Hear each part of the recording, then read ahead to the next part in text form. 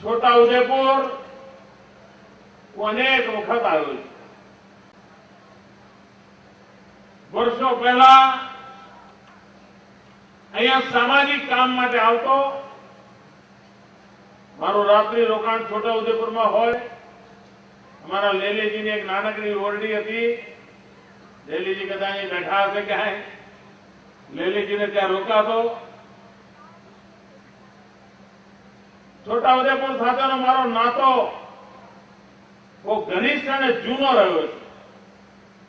અનેક કાર્યક્રમો કર્યા છે, પરંતુ આજે જે દ્રશ્ય જોવા મળ્યું છે એવું દ્રશ્ય ભૂતકાળમાં ક્યારેય જોવા મળ્યું નથી।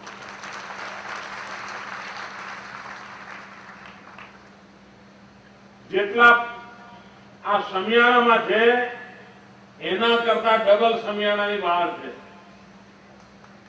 આ બતાવે છે કે કોઈ સરકારના 10-12 વર્ષ પૂરા થઈ ગયા હોય એ પછી પણ જનતા જનાર્દનનો આટલો બધો પ્રેમ એ જ બતાવે છે કે આ સરકાર સામાન્ય માનવી માટે છે, આદિવાસીઓના કલ્યાણને માટે છે, ગામડાનું ગરીબનું ભલું કરવા માટે છે।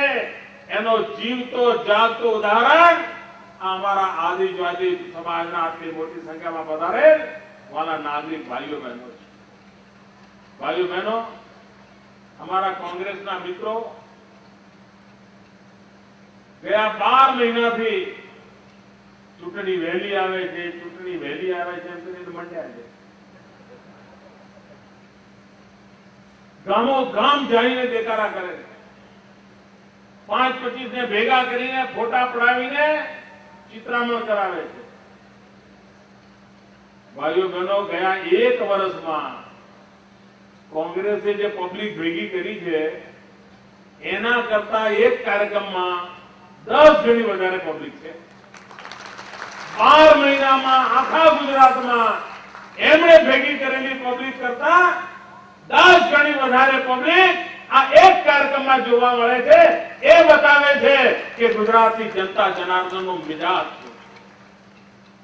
ભાઈઓ બહેનો, આ ગરીબ કલ્યાણ મેળાને કારણે અમારા કોંગ્રેસના મિત્રોએ ગરીબોનો વિષય છોડી દીધો છે।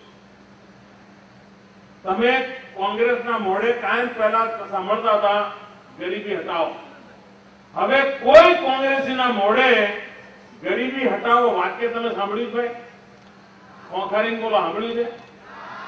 એમના મોઢે ગરીબોની તકલીફ કોઈ સાંભળવા મળે છે તમને? બોલો ભાઈ જરા। આટલી મોટી કાળજાળ મોંઘવારી છે, ગરીબના ઘરમાં ચૂલો ન સળગે એવી દશા છે, તેમ છતાંય કોઈ કોંગ્રેસ આગેવાનના મોઢેથી, સોનિયાબેનના મોઢેથી, ડોક્ટર મનમોહનસિંહજીના મોઢેથી ટીવી ઉપર જાહેર સભામાં ક્યાંય મોંઘવારી અંગે દુઃખ વ્યક્ત કર્યું હોય એવું એક વાક્ય તમે સાંભળ્યું છે? જોરથી બોલો। અરે તમે નથી સાંભળ્યું, એમને સાંભળો। મોંઘવારી અંગે એક શબ્દ બોલે છે? એમને ગરીબોની પડી જ નથી, એમને ગરીબોની ચિંતા નથી। અને હવે એમને એમ થયું છે કે આ ગરીબો તો બધા મોદી જોડે વળી ગયા, આદિવાસીઓ મોદી જોડે વળી ગયા, દલિતો મોદી જોડે વળી ગયા, તો હવે કરવું શું? તો હવે જે કઈ બધું બોલે તે મધ્યમ વર્ગ માટે બોલવા માંડ્યા છે। કોંગ્રેસના લોકોને એમ લાગે છે કે 60 વર્ષ સુધી ગરીબોના આંખમાં ધૂળ નાખી, છેતરપિંડી કરી, હવે ત્યાં બધું પોલ ખુલી ગયું છે તો મધ્યમ વર્ગ તરફ વળો। પણ કોંગ્રેસના લોકો કાન ખોલીને સાંભળી લો, તમે ગરીબોને છેતરી શક્યા છો, તમે મધ્યમ વર્ગને નહીં છેતરી શકો। તમને લેવાના દેવા પડી જવાના છે। ભાઈઓ બહેનો, આ સરકાર વિકાસને બનેલી છે। અમે ગરીબ કલ્યાણ મેળા કર્યા। ગુજરાત સરકારે અત્યાર સુધીમાં 1000 ગરીબ કલ્યાણ મેળા કર્યા છે અને એક ગરીબ કલ્યાણ મેળો આનાથી મોટો થાય છે। અને એ ગરીબ કલ્યાણ મેળામાં જે લાભાર્થી ભાઈઓ બહેનો છે એમને રૂબરૂ બોલાવીએ છીએ અને રૂબરૂ બોલાવીને એમના હકની વસ્તુ એને સામેથી આપીએ છીએ. સરકારના અમારા અધિકારીઓ ગામડા ખૂંદે છે, ગરીબના ઝૂંપડામાં જાય છે, કોઈ વિધવા બેન હોય તો એનું નામ લખે છે, કોઈ ઘરડામાં ભાઈ માતા પિતા ઘરના હોય તો એનું નામ લખે છે, કોઈ બાળક નિશાળમાં ભણતું હોય તો સ્કોલરશીપ માટે નામ લખે છે, કોઈ અપંગ હોય વિકલાંગ હોય તો એનું નામ લખે છે, કોઈને જમીનનો પટ્ટો લેવાનો હોય તેની અરજી લે છે. સામે ચાલીને સરકાર ગરીબના ઘરે જાય છે, યાદી બનાવે છે અને ગરીબ પરિવારના મારા ભાઈઓ બહેનોને અહીં લાવીને સરકાર હાથો હાથ એમના હકનું આપી દે છે. આના પહેલા થતું નહોતું. યોજનાઓ બને પરંતુ જ્યાં સુધી કોઈ દલાલ ન મળે ત્યાં સુધી સરકારની યોજના ગરીબને ન મળે. સાયકલ લેવાની હોય, સાયકલ 5,000 ની 3,000 ની 4,000 ની સાયકલ હોય, 500 રૂપિયાની કટકી પેલો ન કરી જાય વચેટીઓ, ત્યાં સુધી એના હાથમાં સાયકલ નહોતી આવતી. અને ઝોલા છાપ બધા નેતાઓ ફરિયાદ કરાવવા વચેટીઓ ખભે ઝોલો લટકાઈને સેવાભાવી થઈને આવી જાય અને રૂપિયા લૂંટી લે. આ બધી કટકી કંપની મેં બંધ કરી દીધી, બધા દલાલોની વિદાય કરી દીધી છે. આદિવાસીઓને એમના હકનું મળે એના માટેનું મેં કામ કર્યું. ભાઈઓ બહેનો, દેશ આઝાદ થયો ત્યારથી આદિવાસી ભાઈઓ જંગલોમાં જમીનના અધિકાર મળે, વીઘું 2 વીઘું ગુંઠો 2 ગુંઠો જમીનના માલિક બને. એ જમીન સાથેનો નાતો એનો અધિકાર બને. એના માટે આ દેશનો આદિવાસી 60 વર્ષથી લડતો રહ્યો. જમીનનો હકપત્ર મેળવવા માટે અનેક સરકારો આવી વચનો આપીને ગઈ, પણ મારા આદિવાસીને જમીનના હકપત્રો મળતા નહોતા. આ સરકારે સામે ચાલીને શોધવા માંડ્યું, સેટેલાઇટનો ઉપયોગ કર્યો, ફોટા પાડ્યા અને નક્કી કરાવડાયો કે ભાઈ ખરેખર ખેતી કરનારો પરિવાર કોણ હતું. અને જો મારો આદિવાસી ભાઈ એના બાપ દાદાથી ત્યાં ખેતી કરતો હોય તો એ જમીન મારા આદિવાસીને કેમ ના મળવી જોઈએ? એનો હક છે.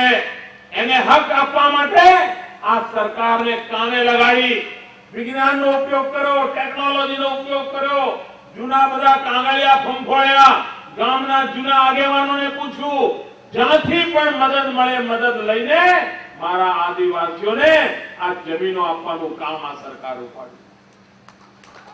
હજારો આદિવાસીઓને જમીનના પટ્ટા આપ્યા, હજારો આદિવાસીઓને. આજે પણ મારા ગરીબ આદિવાસીઓને મેં આજે અહીંયા જમીનના પટ્ટા આપ્યા છે. એ આખી જમીનના માલિક બન્યા છે. 4 પેઢી વીતી ગઈ હોય, જમીન પર પરસેવો વહાવ્યો હોય, પરંતુ જમીનનો હકનું એક કાગળિયું ન મળે એ આદિવાસીને કેટલી પીડા થતી હશે. એ આદિવાસીની પીડા દૂર કરવાનું કામ, એને અધિકાર આપવાનું કામ આજે આપણી વચ્ચે આ સૌ હજારો લાખો લોકોની વચ્ચે કરવાનું મને સૌભાગ્ય પ્રાપ્ત થયું છે. ભાઈઓ બહેનો, ગરીબ માનવીના મનમાં એક ઈચ્છા હોય છે, એના ઘરનું ઘર હોય, ખાવા માટે રોટલો હોય અને રહેવા માટે ઓટલો હોય.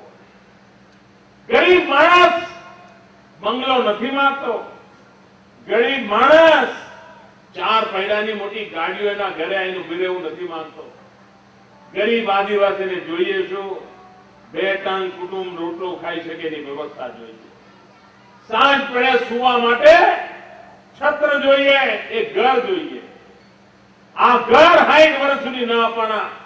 ભાઈઓ બહેનો, આપણે નક્કી કર્યું, ગરીબીની રેખા નીચે જીવનારા 0 થી 16 વાળા દરેકને મકાનનો પ્લોટ આપી દેવો, એને મકાન બનાવવા માટેનો હપ્તો આપી દેવો. એ કામ મેં ગયા વર્ષે પૂરું કરી દીધું. આ દેશમાં ગુજરાત એક જ રાજ્ય એવું છે કે જ્યાં 0 થી 16 સુધીના બધા જ આદિવાસી ભાઈઓ બહેનોને મકાન મળે એના માટેનું કામ પૂરું કરી દીધું. જમીનનો એનો હક હોય તો રહેવા માટે જમીનનો પ્લોટ આપવાનું કામ પૂરું કરી દીધું. ભાઈઓ બહેનો, હવે કામ બીજું ઉપાડ્યું. 0 થી 16 સુધીનું થયું તો હવે 17 થી 20 સુધીની યોજના અમે ઉપાડી. અને ગરીબીની રેખા નીચે જીવનારા 17 થી 20 સુધીની કેટેગરીમાં આવનારા મારા આદિવાસી ભાઈઓ બહેનોને મકાન આપવાનું, ગુજરાતના ગરીબોને મકાન આપવાનું કામ ચાલે છે એકલા આદિવાસી વિસ્તારમાં. આ યોજના પ્રમાણે 4 લાખ ગરીબ આદિવાસીઓને ઘર મળશે. 4 લાખ. અને સમગ્ર ગુજરાતમાં આ ગરીબીની રેખા નીચે જીવનારા 17 થી 20 ના ક્રમાંકમાં આવતા 6 લાખ લોકોને ઘર આપવાનું કામ આ સરકારે પૂરું કરી દીધું.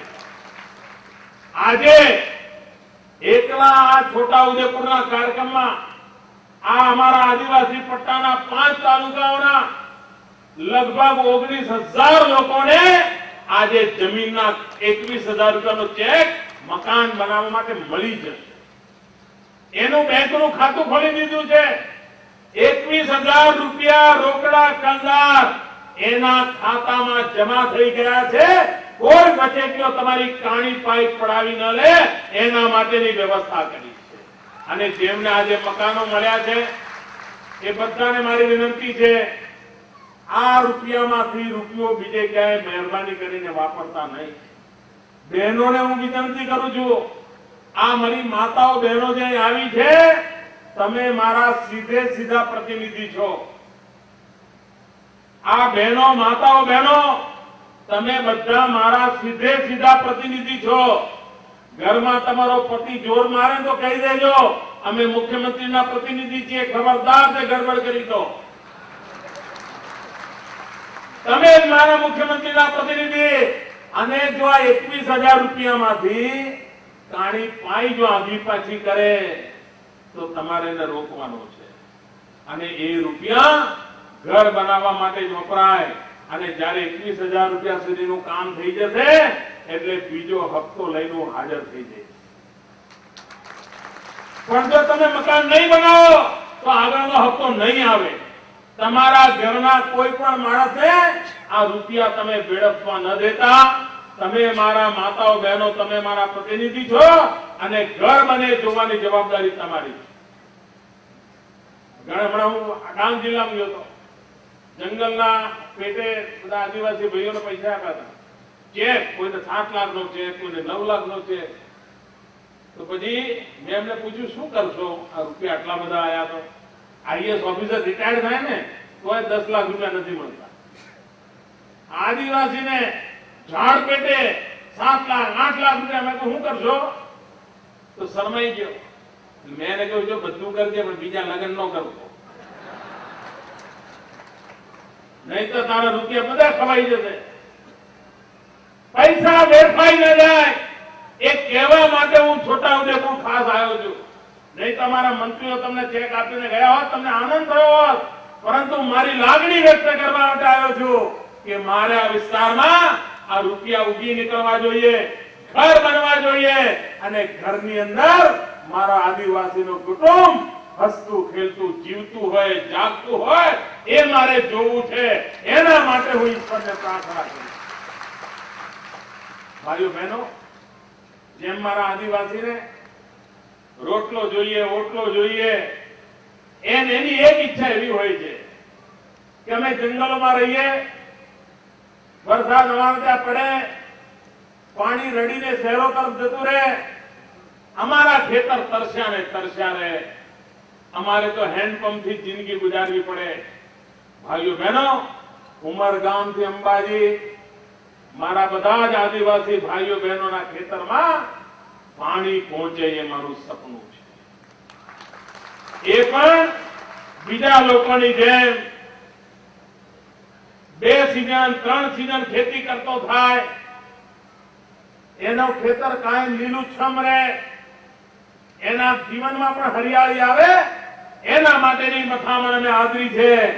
અને એના ભાગરૂપે ભાઈઓ બહેનો પીવાના પાણીની જે યોજનાઓ કરી, વનબંધુ કલ્યાણ યોજના અંતર્ગત આ પીવાના પાણીની જે યોજનાઓ કરી, એમાં 5,800 કરતા વધારે ગામ, એટલે લગભગ 5,900 ગામ, 11,000 જેટલા ફળિયા, આપણે ત્યાં ગામની બહાર નાના નાના ગામો વસેલા હોય છે.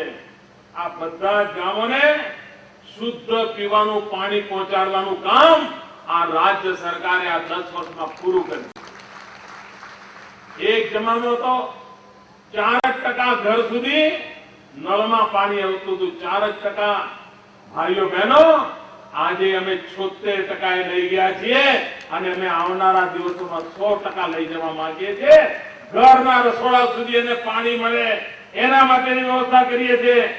47,000 જેટલા પંપ સેટોને વીજળીકરણ કરીને એને પંપથી પાણી મળે એ કામ આ સરકારે પૂરું કરી દીધું છે. 38,000 મારા આદિવાસીઓના ખેડૂતોના કુવાઓને વીજળીકરણનું કામ અમે પૂરું કરી દીધું. 38,000 કુવાઓ આદિવાસીઓના એને વીજળી માટે બલખા મારતા હતા, એને સસ્તા દરે વીજળી આપીને એને પૂરતું પાણી મળે એના માટેનું કામ કર્યું. આદિવાસી પટ્ટાની અંદર 3,000 તળાવો મેં ઊંડા કરાયા જેથી કરીને પાણીનો સંગ્રહ થાય. 50 વર્ષમાં કોઈએ તળાવ ઊંડા કર્યા નહોતા. આ અમે અભિયાન ચલાવ્યું, 3,000 તળાવો ઊંડા કર્યા છે. અને આ વખતે તો ચેકડેમોનું અભિયાન ચલાવ્યું. 13,000 જેટલા ચેકડેમ ખાલી ઉમરગામથી અંબાજી પટ્ટામાં બનાવ્યા છે. અને હમણાં મેં સરકારમાં બજેટમાં એક નવા કામની જોગવાઈ કરી છે. જ્યાં 3 કે 4 નાના ડુંગરા ભેગા થતા હોય ત્યાં જે જગ્યા પડે છે ત્યાં મોટા તળાવો ખોદો અને ડુંગરા પર પાણી પડેલું જે નીચે રડી જાય છે એ પાણી તળાવમાં આવે અને મોટા મોટા સરોવરો તાલુકે મોટા સરોવરો બને. એના માટે સેંકડો કરોડો રૂપિયાનું બજેટ આ બજેટ અમારા બજેટમાં ફાળવ્યું છે. આપ કલ્પના કરી શકો છો કે આ નાના મોટા તળાવોની માળખું મારા ઉમરગામથી અંબાજી આખા આદિવાસી પટ્ટામાં થાય તો કેવી રોનક આવે એનો આપ વિચાર કરી શકો છો. ભાઈઓ બહેનો, મેં કહ્યું એમ આદિવાસીને એના ખેતરમાં પાણી છે, એને ખેતીની ચિંતા છે. આજ સુધી બિચારો વરસાદના ઉપર એની જિંદગી ગુજારતો હતો. મારે મારા આદિવાસીને વરસાદના ભરોસે મજબૂર રહેવું પડે એવી સ્થિતિમાં લાવવો નથી. આ વખતે વરસાદ ખેંચાણો હતો, જીવ તાળે આવી ગયો હતો બધાને કે થશે શું, કારણ કે 10 વર્ષ થયો દુકાનની તો ટેવ જ જતી રહી હતી. એક બાજુ ગુજરાતનો મારો આદિવાસી વરસાદ નહીં આવવાના કારણે દુખી હતો અને બીજી બાજુ અમારા કોંગ્રેસના લોકો પેડા વેચતા હતા. એમને આનંદ હતો, આજ સારું થયું દુષ્કાળ આવ્યો, હવે આ મોદી ઠેકાણે આવશે, હવે મોદીની ભલે થશે. અરે મેં કહ્યું કોંગ્રેસના મિત્રોને, ભાઈ આ મોદી જોડે મુકાબલો કરવો હોય તો સીધા મેદાનમાં આવો. મહેરબાની કરીને આ ગરીબ આદિવાસીઓ એને પાણીના વલખા પડે એવા ભગવાનને પ્રાર્થનાઓ ના કરો. પરંતુ ભાઈઓ, ભગવાન પણ પવિત્ર આત્માનું સાંભળતો હોય, પાપી આત્માઓને ભગવાન કોઈ દી સાંભળે નહીં. ખોટું કરવાનો વિચાર કરનારું સાંભળે નહીં. હું પણ તમારું અહિત કરવા માટે પ્રાર્થના કરું તો પરમાત્મા મારા પાપી વિચારને કોઈ દાડો માને નહીં. પરમાત્માએ આપણા વિચારને માન્યો અને આજે ફરી વરસાદ મેઘરાજાએ મહેર કરી છે. આખું ગુજરાત દુષ્કાળમાંથી બહાર આવી ગયો અને મારો ખેડૂત તરબતર થાય, મારી આ જમીન લીલીછમ થઈ જાય એ ઈશ્વરે કૃપા કરી છે. પણ તેમ છતાંય આપણે પુરુષાર્થ વાક્યને નથી રાખવો. ભાઈઓ બહેનો, આવનારા દિવસોમાં આદિવાસી વિસ્તારોમાં સિંચાઈની યોજના આજે મારે જાહેર કરવી છે. આદિવાસી ખેડૂતોને સિંચાઈનો લાભ મળે, એના ખેતરમાં પાણી પહોંચે અને જેની આદિવાસીઓએ પણ કલ્પના નથી કરી એવી આજે હું આપની વચ્ચે જાહેરાત કરવા માટે આવ્યો છું. અને મને વિશ્વાસ છે કે આ જાહેરાત થયા પછી આવનારા દિવસોમાં ગુજરાતના આદિવાસી પટ્ટો પંજાબ હરિયાણાની જેમ ખેતીની બાબતમાં ધમધમતો થઈ જશે એવો મારો પૂરો વિશ્વાસ. નવા 2 પ્રોજેક્ટ મંજૂર કરવાનો નિર્ધાર કર્યો છે અને બંને પ્રોજેક્ટમાં મળીને લગભગ 4,000 કરોડ રૂપિયા વાપરવામાં આવશે. આદિવાસીઓના ખેતરમાં સિંચાઈનું પાણી મળે એ માટે 2 પ્રોજેક્ટ જેમાં 4,000 કરોડ રૂપિયા ખર્ચવામાં આવશે અને લગભગ 1 લાખ આદિવાસી હેક્ટર 1 લાખ હેક્ટર જમીનમાં આદિવાસીઓના ખેતરોમાં સિંચાઈનું પાણી મળશે. 1 લાખ હેક્ટરમાં એટલે લગભગ 2.5 લાખ એકરમાં આ પાણી પહોંચવાનું છે. આપ કલ્પના કરી શકો છો કે મારા આદિવાસી ભાઈઓની જિંદગીમાં કેટલો મોટો બદલાવ આવવાનો છે. અને એ પ્રોજેક્ટ અંતર્ગત અંબાજીથી ઉમરગાંવ સુધીના આદિવાસી ક્ષેત્રમાં 452 કરોડના ખર્ચે 1064 ચેક ડેમ, 87 એટલે લગભગ 90 લિફ્ટ ઇરિગેશન, 1200 સામૂહિક કુવા, 120 મોટા તળાવો, 13,000 હેક્ટરને સિંચાઈ વધારાની મળે એના માટે આ વધારાનું બીજું કામ એ પણ કરવાનું નક્કી કર્યું છે. એ જ રીતે નર્મદાનું દરિયામાં જે પાણી વહી જાય છે એ વધારાનું પાણી રોકીને વડોદરા જિલ્લો, પંચમહાલ જિલ્લો, દાહોદ જિલ્લો એના આદિવાસી વિસ્તારમાં સિંચાઈ માટે લઈ જવા માટે લગભગ 700 કિલોમીટરની પાઇપલાઇન. આપ કલ્પના કરો ભાઈઓ બહેનો, 700 કિલોમીટરની પાઇપલાઇન. અને પાઇપલાઇનની સાઈઝ કેવડી ખબર છે? આખી કોંગ્રેસ એમાંથી ચાલીને એક બાજુથી બીજી બાજુ નીકળી જાય એવડી મોટી પાઇપો નાખવાનો છો અને પાણી લાવવાનો છો. 700 કિલોમીટર લાંબી પાઇપ નાખીને અને એનો ખર્ચો થશે 3,325 કરોડ રૂપિયા. 3,325 કરોડ રૂપિયા. અને આનાથી લગભગ 2 લાખ હેક્ટર ભૂમિમાં સિંચાઈ થશે. આ છોટા ઉદેપુર વિસ્તાર હશે, કવાંટ હશે, પાવી જેતપુર હશે, દાહોદ હશે, ગોધરા હશે, આ બધા વિસ્તારોમાં આ પાઇપલાઇન થી પાણી પહોંચાડીને સિંચાઈનું પાણી પહોંચાડવા માટેની યોજના કરી છે. ભાઈઓ બહેનો, આપ કલ્પના કરી શકો છો. આજ સુધી વલખા મારતો તમારો ખેડૂત, એના માટે માં યોજના કરી છે. અને હવે એક બીજી જાહેરાત કરવા માંગુ છું. બરાબર કાન ખોલીને સાંભળી લેજો ભાઈઓ. ઘરના ઘરની યોજના આપી દીધી, મકાનના પૈસા આપી દીધા, જવાનિયાઓને રોજગાર મળેલા માટે સ્કિલ ડેવલપમેન્ટના કામો કર્યા, ખેતર તમારું લીલુંછમ રહે એટલા માટે તમને સિંચાઈની યોજના કરી. અને આજે એક નવી જાહેરાત મારે કરવી છે. મારા મનમાં વર્ષોથી ગોળાતી હતી આ યોજના. એ યોજના આજે મારે જાહેર કરવી છે અને જે આ આખા વિસ્તારની શકલ સુરત બદલી નાખશે. આજે મારા આદિવાસી ભાઈને કઈ નાનું કામ હોય તો છેક વડોદરા સુધી જવું. હજુ તો મેં પૂરું કર્યું નથી અને લોકો સમજી ગયા. ભાઈઓ બહેનો, અમે નિર્ધાર કર્યો છે હવે છોટા ઉદેપુર જિલ્લો જુદો બનાવવામાં આવશે.